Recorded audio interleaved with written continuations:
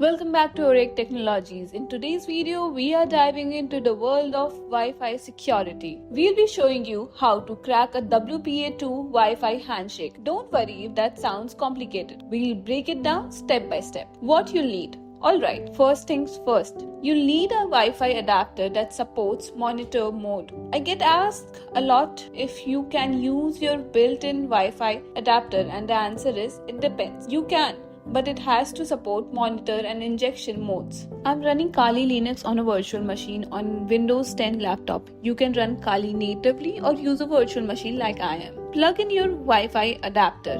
VMware will ask you where you want to connect it, and you'll want to select your Kali virtual machine. Open a terminal window and use the command IP address or iwconfig to check that your Wi-Fi adapter is recognized. It should show up as a wireless LAN adapter. If it is in managed mode, you need to switch it to monitor mode. To change the mode, use the command shown on the screen. This will switch your adapter to monitor mode. You should see the mode change from managed to monitor.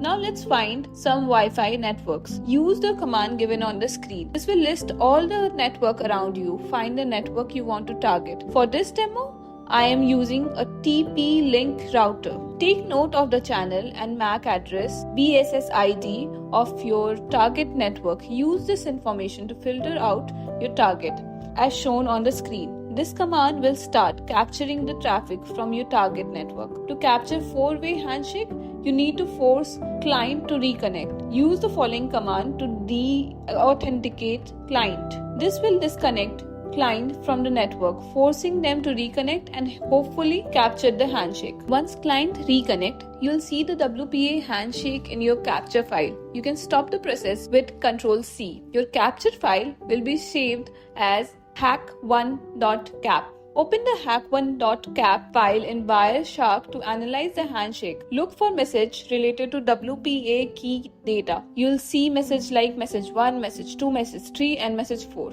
Captured handshake, you use the tool aircrackng. Run the following command. This will try to crack the password using a list of common passwords. For this demo, the password was hello from ROQ list. Remember, this is just for demonstration. For real-world security, use strong and complex passwords. The ROQ list is full of common passwords, but in reality, you should use long passwords with a mix of characters. And there you have it. We have walked through discovering networks, capturing handshakes, and cracking passwords. If you found this video helpful, give it a thumbs up, subscribe, and click the bell for more content.